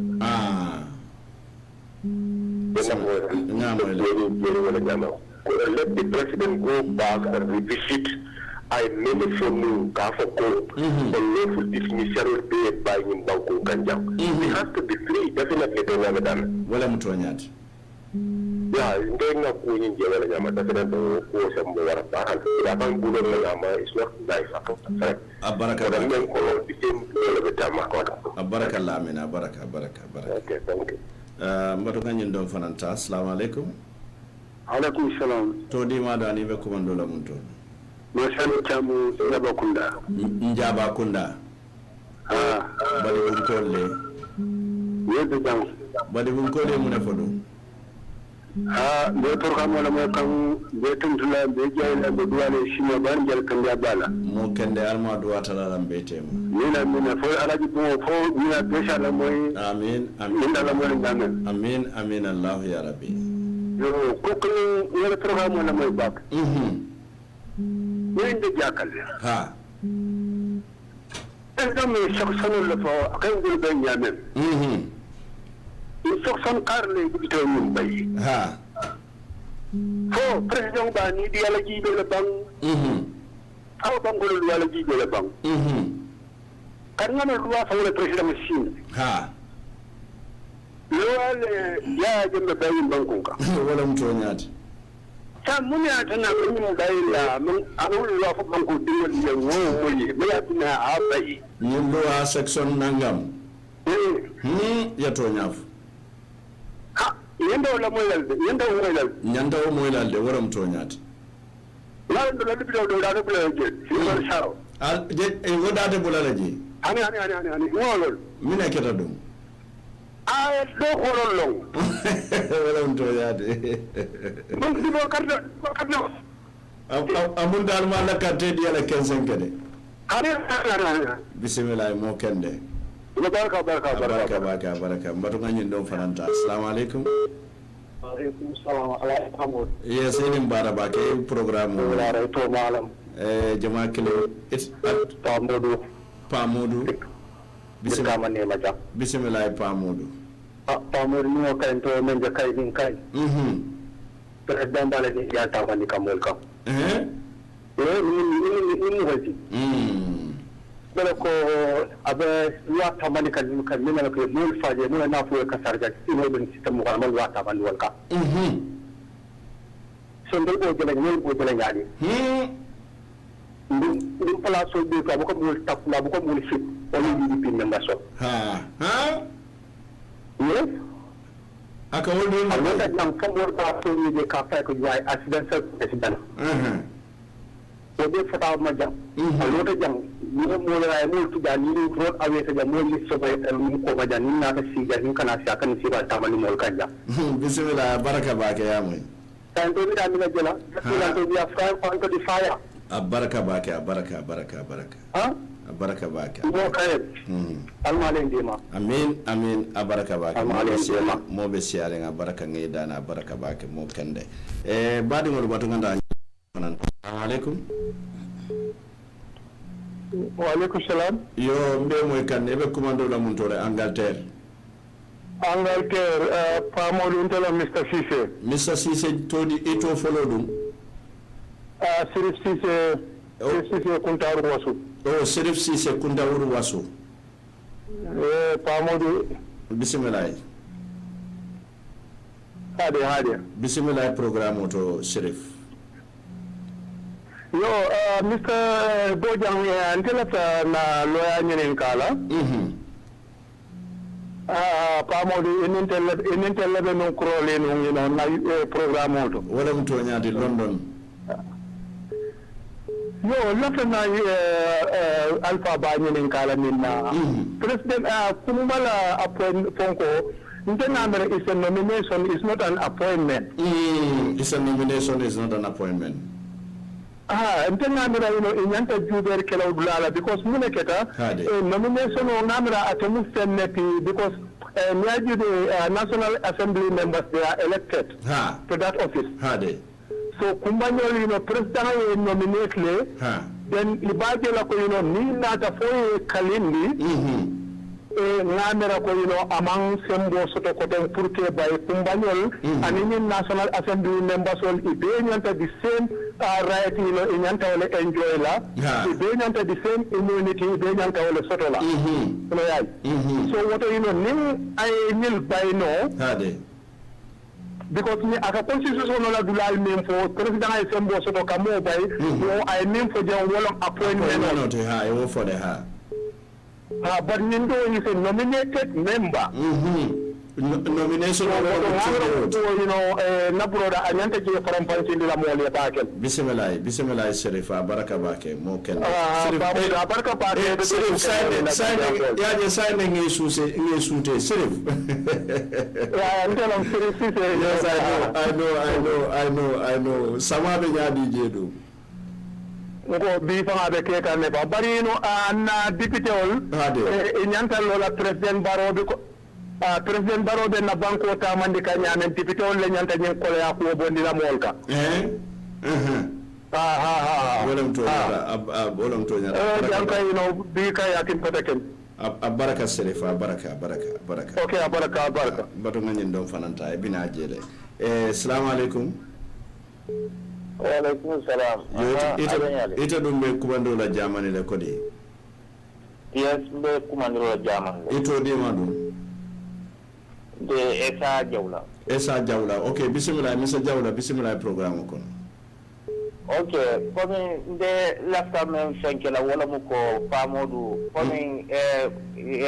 sonko a to ɗum mandin kole gansin den kilomen le ka ko keba ɗum tabbara bara jani a sayta nukunta wombo kana wombo farade ha yamre man ñanin koti Jawla anin te bota bolongo kono wala sabu yengan sin den kilo no yo baro ata be ni lonnale yo mbe men fola wala mu ko Gambia nole alen kanani jube ko baro mu nyaton ko to amo to nyamna alfa le mo bari baro manyanna wulila ay mobile because of ala association with some political party or ala affiliation with any other group of people awon bari me ibaba la banku diwona ma fane hakko soto ala hakkolo mo ala right le group I associate any group of people natara ko amantar luwati nyaka president manyanna tin jela ko amantar intela abe associate kamena amankentela interest sonde be wullale ngaba because of latte bonyinka anyan ku jube la woto loi ku fekit loi ku bije ba loi ku te woto bagga jom be nyata la yo kondem wala mto nyata baraka ba amanke kuti menyanta kala banko ka mo kende abaraka ala baraka ba baraka ba ke mbato ngani ndon fananta Mr. Private Caller jumale mo itati awon fa pamodu to di madu Kanyam Wolverhampton Angleterre. Yes. Kanyi bismillah ito folo dum kanyi. Foy ma la fi Gambian ko liye lo. Mo lamin kanyi bismillah. Ipo. Amodu nte ku kili men de jaxale. Wala monti to bi nte bis ko rek la bok ngam fon bon di forum mo direct. Bi. Je Gambia on ta malo Gambia muno mo na problem mo ti mo nyaaka to nyaage ko to nyaafula Amodu bi fa en news jube kan 8 o'clock news just last Saturday ni Saturday tambila na ba UDP rally le ketrika par mena no UDP meeting o man funti GRTS bari PPP rally o nta funti GRTS PPP okay, PPP ake lunjumale. PPP malo lunjumale, inkonto am no interested. But really take me rally ni deke. Asake PPP le follow yake bara UDP fananta binale. No. But every time UDP let me rally kanne, UDP rally jumal fi de GRTS. So ele favor GRTS is anti-UDP. Butuh dengan ngaji bayar mau beda ada pembaruan ngaji lingkang. Bismillah. Kita luarin tuanya lekang. Bismillah indesan. Bismillah. Kamu untuk jahat terganda melakukan billah wallahi. Baraka bake baraka. Watu bitaka mbatu ngakola kilinta diaspora ngata burung Gambia ngasabata out. Assalamualaikum. Halo. Yembe moy kanne jamalem. Okay, nyamari be jamani le bara mantra moy kan saimbe min kala koten nyin don fana meta line auto le bari telephone be be kuma kan jambatu ngin don jibe. Assalamu alaikum. Esa nimba morke wa ko ri wanda wulle nyin temboto amin be ko ma be do janna ko no be ko ma le manja fada man ñam fa wa ga yasa o man koy de man fi do be kon da fo lo ya ba mba kon ton la abe boy kan alhamdulillah ani mo to mal be lambe be moy kan ela kala ta se be afo baro e ko man le ko kumba yambolo wat e ko kumba o ay yambo wat nyambo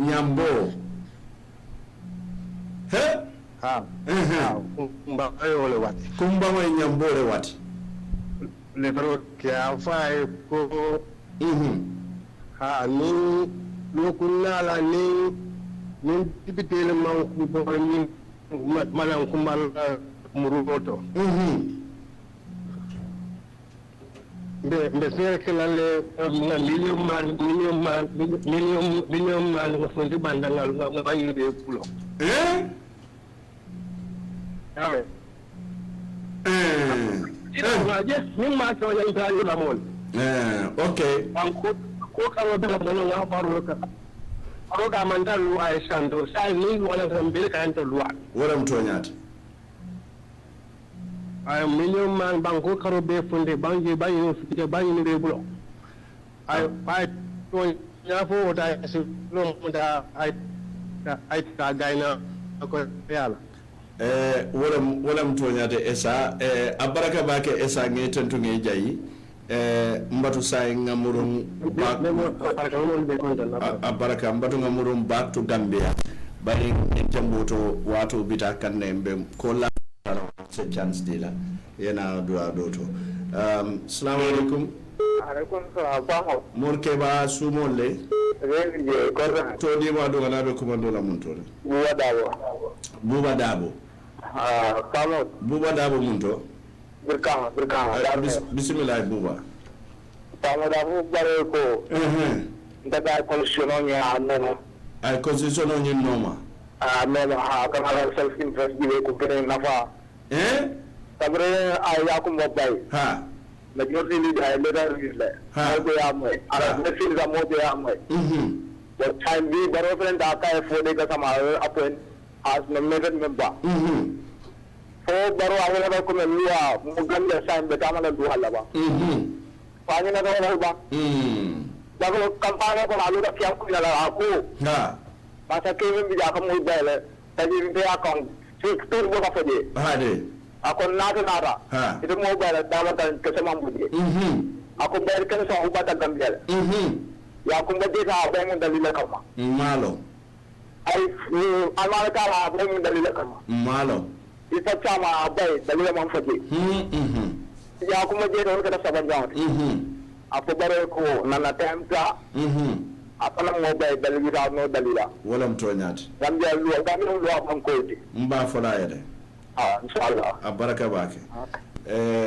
mbatu nganyinta last call assalamu alaikum na to di ma do ni mama de do ni tanunte mane kadam na credit ko man sa desan nda baro impeach la get ka impeach wallahi ganda impeach wala mu ka bay to le baro ko baro ma de baro ma de ko fa ma do la ya impeach the only solution we bayo wartala warta kan UDP ko bayo wartala ko be dimba ci la hajo ko nyana sama wonde kala nyaati le ya warati do ko kadi ore ko la ta ko le ay ko la fa ko baro to bala fata la de ala ko ta ta de bala fata ya impeach the only solution non dale da ni hauso to ko en pala carte respect na carte ko ma ya ko parce que batata don termu dimbati gambia batata la ni mo bayon ko ayen ko ndeysaan ñema koy baro impeach doro walla mbadu nga ñi do tago gen las ko la de ko assalamu alaykum mo ke wate ko wando la mun dole te ko la manduar to dum konte jula sankaranga mo kende bismillah programme to konte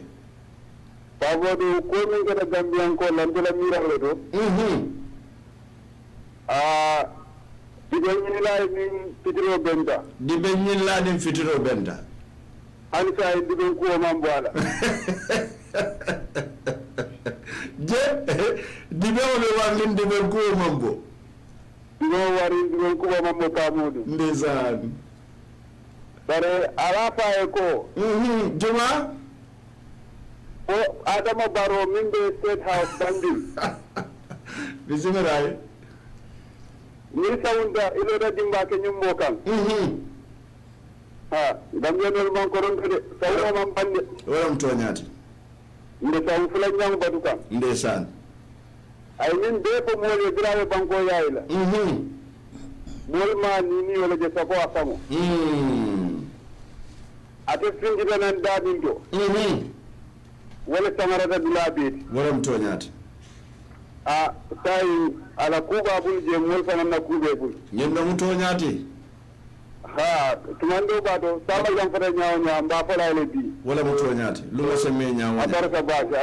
abaraka bake mo kala baraka abaraka bake badu wala mun na last callati saimbe min kala toron Mr Jadama do commandero kaja ko appointment and nominations mol me bonde no nyoto and ninate tubabul famaje these are two different things to appoint and to nominate ako ala fitale wobo mode nyoto please na député bon la Carola comme nga fa nyami bunda ta sey ni sey nyaw wala en composition du ma ñu la ñam tra député bon wala nga fa carte fay tala carte fay député talul ni saba to monde député mo ay ke mo talul mo sey ando to monde député constitution symbole du président ka wol tombo but they are nominated but in this case the moment they are nominated that's automatically they are appointed at the same time so ni fata député bongo imaji ala on modul tombon role kono e ka speaker fanan bondi tombo wala ko tombo mol ko so to la jang ite nomination ni appointment ni ito bondi no la because the moment president is nominated right automatically you are appointed so dim fanna mune for nin speaker ba bondi la speaker yala speaker misal fe speaker by the president mo mol min tombo e ka speaker bondi wala ko na munda president wala ka speaker tombo speaker don wala mo député bungola nyaato ko so nin president mo tombo atasa bayno wala ayakumba bay nyami ay sembo fanan so ka speaker fanan bayno ha benin do kampo to ka foko bayring ay sembo so ka yakumba bay woto nyara o dalil kilomem bebu is wo use no ka foko ay sembo so fanan ka speaker bay yo bari bini ye député tombo foka pare because ne constitution ma diam tan mbundalal men alon ka yesinani but mam am understand mol ka foko aman sedea warant aman traje fine maybe to le loi do la je ndama meje okay ne aman traje fana iten keno dalilo de ka foko a bayra aman traje to ngamara nyanta kala ten loi tambita wala e ka understand yo kata musulmin do fanan na diamodo musulmin do dabanta jaka foko impeachment pour ya ako impeachment is the solution well we cannot put the cart before the horse comme ite falo tambile kar ite kare so tambile la fato falo nyato so yaje bari falo la ka sareto sa ko ku na Kenya la ba ko ku fanan ning silo la ba president ni ajibe sembo wata balas bale andung sembo bi because next section 61 give office of the president ako president itlen you are the president, head of state, head of government and commander in chief of the armed forces plus intended sembo wata right but what bunda kilon diam rako o president la nyanda nyim constitution fanan kantara kajo ko mo kana constitution wali nyoya o bunda kino diam dola atle nyanda kala modi men nyanda constitution sembel kaje ko constitution ni mo kana wali sa ni nata nomination and appointment ngamin faham woto wala nyinde ko nomination mu chodi road appointment do mutaro la te keta do ko but this one yalo ndiko e mo nominate ni president mo nominate na mari mo fit to be the National Assembly member misal fe based on his track record yalo National Assembly se balanole through public scrutiny kata ndiko nyin ala track record wala ya convict no nyin nala he couldn't be a National Assembly member. Well, being disqualification of a former convict, a conviction of an 5 years time, but in Kapawa Sifa, President was Sembe Sifa Minsoto, but in New Sabo Bekerin Co, a man Sembo Soto Kajim Bay, and the Mojama argument of base, and don't find mean Fanayal Jacaloke, what of Nintiko. Kabirin president wala later obi e fode kasamata ye luwa de kenye ni luwa bunda kare ani ni luwa bunda kare mi ye sembo di president but when later do mi ya kumba bai mo woje je ni luwa bunda kare ani ni luwa bunda kare okay ya wita manye later flow beje manye maya kumba taje man for the taji yeah but malo ye bundal men taji ye sembentu andi menna wala bunda mi fo jam bunda mi president mo sembentu ya pour ay député nominate okay ngamu tanse ni sere yes ha wala député bu kono ha president nyanta mo lu tombona membela la yo yalo biribe yakumbata la wayata ni wolwal biribe fode gasamata la yata ni wolwal ba biribe yakumba bondila luwaji ma la wote but wala because ntema wala ge safari ntema wala ge safari constitution so no moment safari then we could easily conclude that call is unlawful or unconstitutional yo so na kata unconstitutional ni president constitution wali nyoya ha comme muslim la ban la commandeur ni impeachment financial le ba ni nata section 63 GB bunda ta woroni saba adi am ta wo bundala yo ala bundari saba njango biji ko pansa men be sire député bu musa bayanol bari ba bayla nyaadi le ay wollande ya wollande nyaadi député bu la tuutad wolle sembo soto ka fa ko be président impeachment nin sidula sabalon fulobe son ko président insay man confidence in the president ba bondila bar wo fana nasilo le bala amanje ko député bu ka daw wolto député bu dam mal fana sembo soto ka président bondi amanda woto nin député bu wala o mañake ko man la fi président la ye most notable lack of no confidence ni o isoxita si bla saba tata ko son tawala mba bondilal hani be amura nan Gambia di wala kan kotake the voting population the Gambian voters it will go to a referendum speaker batan la IEC la ko ni be kere president ni vote of confidence succeed la tata turule so even impeachment you have to go through election yes impeachment fana bita election la bita carte fayla la okay so no ko president vote of no confidence abe jirale mimbije as misal fe atuta constitution o ya lande nyami for nim president o bota speaker le bes yalo durado to nim president bota speaker ka replace durado to for example we see the case in Ivory Coast whereby president wala bo speaker should be replacing him so but nina ran to la janjibe nim president o tije vice president wala kakaje so niko we don't have lot of vote of no confidence wala inamna okele ya for let's go back to a fresh election because referendum is a fresh election yeah but fresh election fana for dalilo so debo fresh election kuma la nyaade man dalilo so wana ka fa impeachment fana akake based on something après que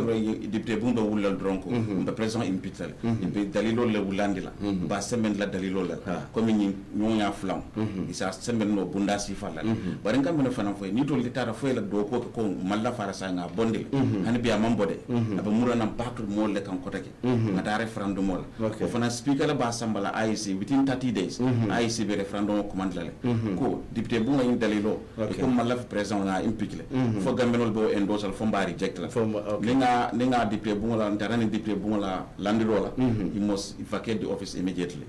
abela rentan ning ata député bu so gambia la constitution o ya lande by the impeachment mu fennete fight la constitution o kon yes abije malon fo il faut tata jela la ba abije impeachment procedure be nyaadi la feje nka wolle satete two-thirds of the député bon majority in two-thirds of majority député bon number of the comme ni wo two-thirds sotota na constitution o yalon ate ata for abalender ko ni two-thirds majority sotota nyenne bina kala so ni wo two-thirds majority sotota from the Murunala back to Supreme Court, ni Supreme Court ya rule ko to nyalong the president ye minka manyana kake then the president should go immediately or even that fact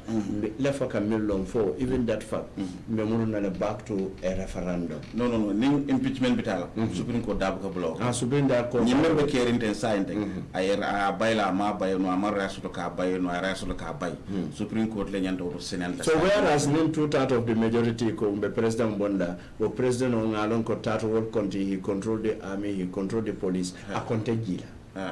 So Jumala be Wokiti Otela, when the Supreme Court is the highest court. Well, then it becomes an issue of Supreme Court now. Because I balanale bigi. During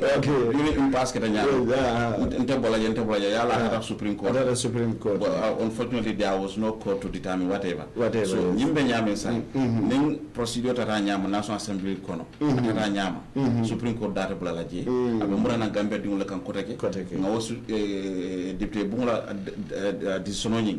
President Bondika impeach, me succeed at Deputy Bungokon, Abumurana back to the government publicly. So I will left an body decided Deputy Lemonfo, Alanga Songola, Nietano. But Gambia public body decide Lanyadi when they are represented by the MPs, how can they all agree together or the majority agree together?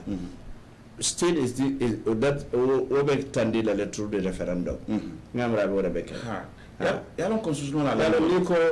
Gambia American system. It's just like Nina Tajibe, then constitution allowed lato be kind of fraudulent. Ni yatrabe wodenya. Nina Tajibe misalife. Niko okay president ni impeachment of bekela mitala ni referendum wala coming president woni anyenenka for example hani the former president Yaya Jammeh ni akamin photo wala the Gambian people have to decide. But how the Gambian people will decide? Already we have representation at the National Assembly. Correct. So that National Assembly should decide for us. The voice of the people. So no will decide. You know, I don't see any reason why it should come back to the public. It can only back to the public through a form of election to determine the majority.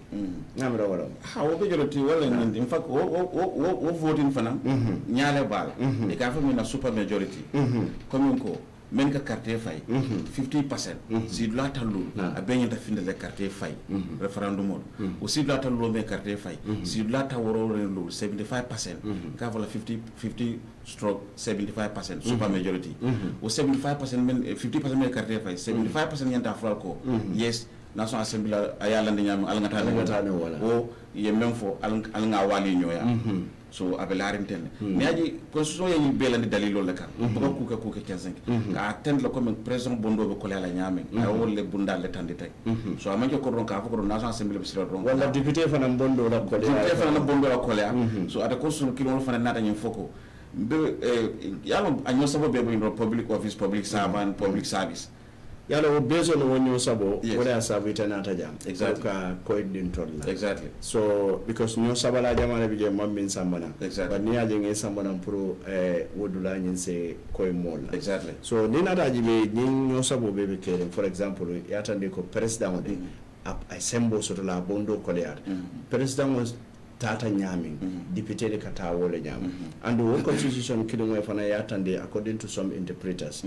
ko nin député tata fa kalita député bumoto nin député dole right min soto immunity and all other rights privilege ate fana e wala soto then nin president nin député la place be bambanding ko president la place be bambanding then president manyana député bondi no it's unfortunate and it's very very interesting as our political or constitutional history is taking you know this dimension this but ya jibe comme ngam from the beginning nte mam bundaji ye me asafe in black and white ko president si député for them that is very because another parliamentarian feleja me endorse when intende ko the vote of no confidence by the National Assembly against the president should be followed by a referendum then what akela kuti me wala ko segment wona to lokuma kan ni to le kito kundu damen ko nga bayla ma bay sa referendum wala boto senen so ni nata jibe technically mo fananta ni rule out no la because ning misal fe député mi alon ko la mol se recall no mol le kaji so ning député do jumala ba te recall la the president has to recall him or her rather because mol le ni don kaji ya recall technically a layman neighbor yala Allah ni luwal be mutapale yalle Dongela but a layman never explain na for example explain na wala nyama you know for example you know the National Assembly member and in president but saying ye carte fayo ye tombo abe mu député abe na fukilon do title kilon ba bebu so bunda me dip carte fay député bondi o bunda le yin député kilon fanam bondi bar ñen député do man constituency soto ma constituency soto atom tombon dilta bar a sa ni carte fay député be na fa kilon dum bar sa carte fay député la mol c'est commandé nolé baro fanam da dal wati folo abije la bara ama abije le sigal fana yo da bar yo possibility dete on possible wala biring anyinketa do fon député bon to ngela itara fon fay section 92 kon kafu ya kumba la bayro ya kumba section 92 no ma affaire soto section 92 même soto carte fay meni iso le recall no so ya kumba data wol kon so amunda all this section man fem for nominated MP member National Assembly member la mat yajel andu National Assembly bond la nyami section 91 auto be senenle bari ñi ndombe bond la nyama mo senen ata fenen be bond la ko bri ya appoint bud ya no made budu aketa but ya on the fraud here all of them ko yes ata mon constituency soto that's correct so president mo data constituency that's correct so when you remember constituency say recall no then state house financing you don't recall no le bari yalo hani america la system jibe president sembo soto ka kudo ka sembo samonko science and Trump a problem soto ala Federal Reserve chairperson Jeremy Powell aya atla a nominate akiji ama bayno so constitution ka okele aka sembo de la mota ba sembo de la farita mari banu science America vice president president ta bayno because roni me de carte fay bele yayen but cabinet ministers atle ka wolta sur bayno and some people under the executive branch ka America president sembo sur ka wol bay bara ikab anaba mobile ba kala dalil ko wol fanande there must be a cause for that so amanke ko donc you just ibe wula dron yake avec la dalil ko le kan bismillah abaraka bake jadama ta telephone dun ta wande wato fakko no bare I really appreciate this kachabe theater very interactive mbetentula mbe jaira tun ni motu soko de lafta min kontona minute kilim bijan actually my family doesn't even know that mina kanja bari be moyla man sarela no fekal la moyla fekal la moy kam malo ndemo be kontonna to ni kontonalla comme amanke wasu kutu amanke fam foti ntanya ni london dingo soto constitution to andi yakata bake because ning atara min london dintiol be bo koyte to nun ko be bola modi e nyotole bari mo jamale be je nyin temboto bari kam mo fam soto min be nyim bondi la nyoto ne momo kumanda be ba fala he raji diamo so bari ite yakata bake na ta diamo ta ando yemmine fo modi e moy theater ka kumo sinen bro ko nga star nyaman bro manke politicien di mandra political party to loi sa fe nyame ba sa taka wala nya mandra fo kanko because adamala bu president mandra fo kanko because ya kumbala bay ya kuma fa malo nena maji skeno fa malo nena mamit fa but abelari intende loi sa fe nyame I'm saying it as the law stated it yes this is the law and this is what the law says so mba foka wala nya mantra side tala namenje safere nka wala fika wala fo wala mto nyata so nalo ndi ndo nyine dinna bismillah mi ngata fana nga kuma fo ndunda man kasida isi hakko wali nga kuma fana men si lo tata salon ko alala dunyo la kunta jo yalo wota baraka baka baraka mr jadama ngi tentu ngi jayi mbe wor fana mbe tentu lambe jayila baadu ngolu mbe Allah subhanahu wa ta'ala tentu lamba jayila mba warandira bayring programme mi yalo ko ngada tene bismillahir rahmanir rahim la aferen futata la labandula to andonga ala dani walla wokanga la hido minta Allah subhanahu wa ta'ala wodo mu ka tentu ka jayi mbe wokela la walla mbe Allah subhanahu wa ta'ala tentu lamba jayila mba warandira tentro anin jayro ni warandiro mi yalo ko amandandula soto nsala kilo bulande ko bide nyim programme min yalo ko walla bulo ba ko to walla mu yona forex bureau ti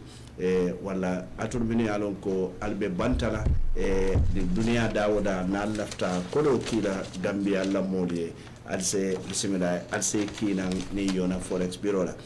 mbena luntam fanan tentula mba jayla tumala mina sainde mfananse loyal sambano jandengi kamulo jandi bayring the constitution of the Gambia buko nyin ay wole dinna so bayring ni kam mulu nyininka ite fanan nyanta kala mulu te mi yalon ko be je lonna andum fanan mbe karamfa jamme anin Ibrahima Fati Alaji anin Kebalandin Sonko anin ko kafo be mbalu dan na pour nyin kamala Gambia fanana constitution wolon sarta kamote pour ka yela mandi ka ken koti bari nyin tembo to mo jamana fanan ben ko karankam wala na tere kanu te non pamo do jantere be sire ngale janna dun tan wala kata kawsu jadawati mbal tentula mbale jayila ala mati do to diala ala masu to diala mbe dalla janne fo wati koten mimbe kerin ngasa da wala nya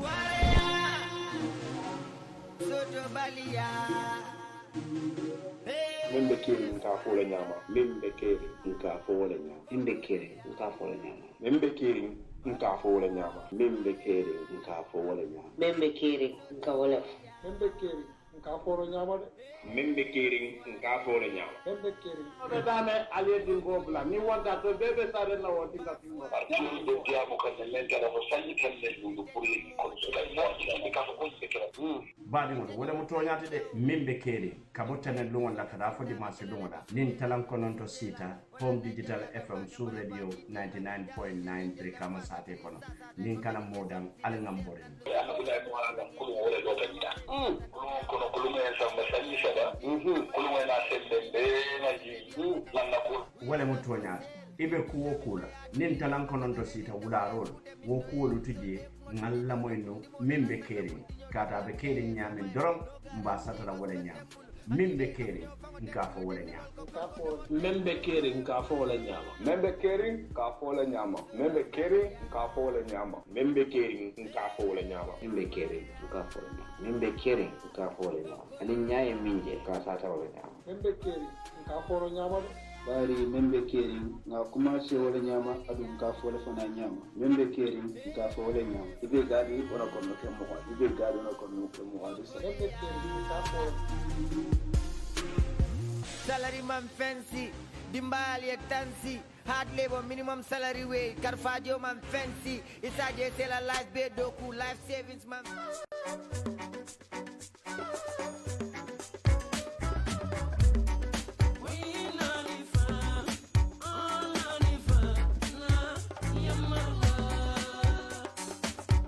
Yona Forex Bureau. Badi mori Yona Forex Bureau mi yalon ko felalie seda kunda bambo wolla mu dulati dami yalon ko kodi kiyo anin kodi falingo nyinu mu nyonta onde. Yona Forex Bureau itorbali bambole ando fele ye kunda basotale lat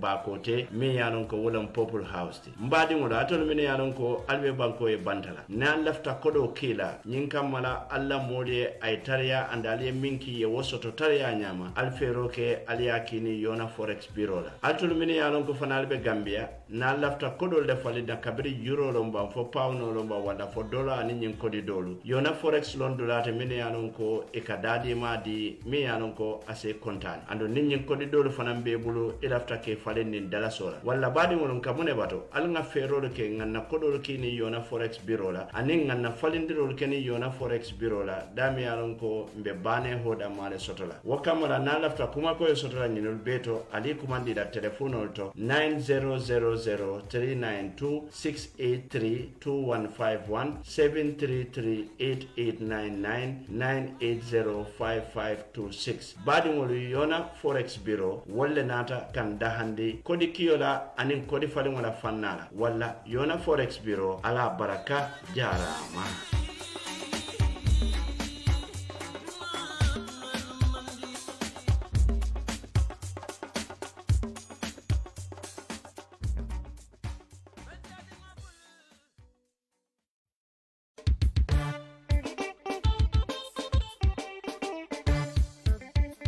baadiŋolu mobile o a daadima a garantiriŋo andu waranti bala niŋ ye sanna tiñata ka joysoy walla ye dade a ka sotodamin doro wolem bulli sopti a ñaa be tilindaali ye Brikama police station la Brikama saate kono mobileolu miŋ bo ko Itel Tecno Samsung aniŋ ñiŋ latest Nokialu kata fo Huawei aniŋ mobile koteŋolu mobile o sifa o sifa a daadima ka bo kemelulu la doroŋ ise fansu mobile o soto walla nka mu ne bato ali ŋan boriŋ nu bulli shop number 1 a fele a ñaa be tilindiŋ Brikama police station o la nse kacañoyano nin telephone la le 779-9530 wala 995-7262 bully shop number 1.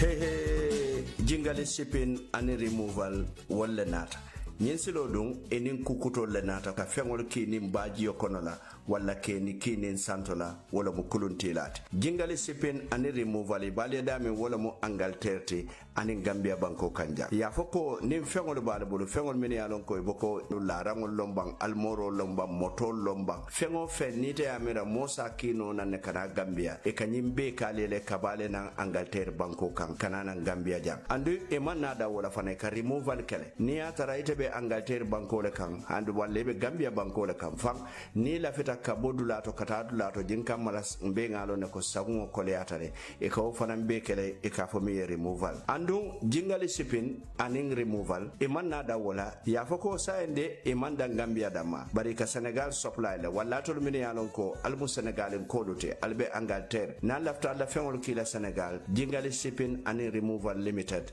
e kanyimbe kele bari fana e ko Nigeria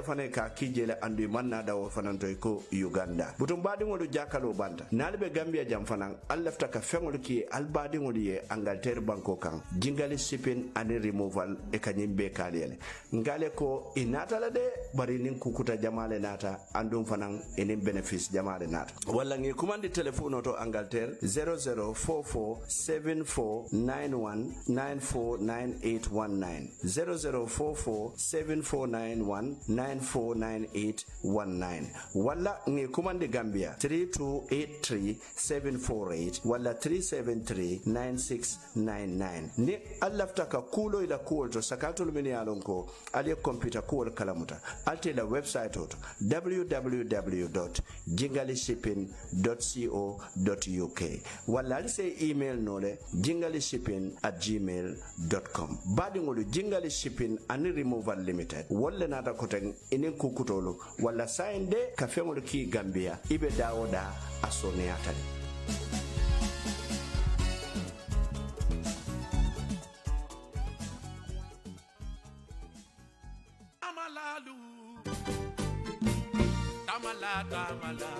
Tamala Hotel badingulu tamo diatalde bari ni taradula soto anin domoro bedamin wala famu tamo dia nyene asabu Tamala Hotel ifele hotel bayelaliye kampo manjeho miyalonko abale Senegal banko le kan e ko nyin Tamala Hotel dum miniti tan anil lulu wodoro ne ba nin Dakar la airport ba teme ka fo mi Blaise Diagne International Airport wala badingulu ngale ko kolya banta nyal bota nan tamadula le kabirin America lomba Europe anin dawoda ando annata nin Senegal la hotel da jawjo wo bantale bayrin Gambia dingolu wolle nyillandali inata fo fanan ko anin silaba tema hotelo nyin silo mi yalon ko Dakar ni Mbour tema iko minitu lul damalo badingolu inata ko be soni andele ko ni futata airport oto amanjare ka nyinindirike walla ka taxi tay to fango komandi la nyin nombal to 0022177375124 walla 00221781143 ni e komandi dorong andila nyin nombal bebe WhatsApp le e telephone le binaye ne kama airport oto yesamba fo hotel oto badingolu nyimmu Gambia la business oto me yalon ko abe Senegal kono e dadiata alanna ya warata andum fana niye laaji somonda juno e ka dasa mo mindila wo dasa mo ka kontongo sile walla badingolu manna dawole ko ye bungo sifa bele sotale foyta kum kelin Tamala lombang walla ni la musolo be siloka walla ni musol ni dinnol be siloka ye nyimbungol be sotale le Tamala Hotel itolle nata pour ka Tamala lu da handi la taradulal to fojanni be tambela nim fano kata ye domoro dile ka fo mi bed and breakfast walla badi ngol kamone bado al ngambore no Tamala wala nata ka Tamala lu jia Senegal Bangkok Gambia diaspora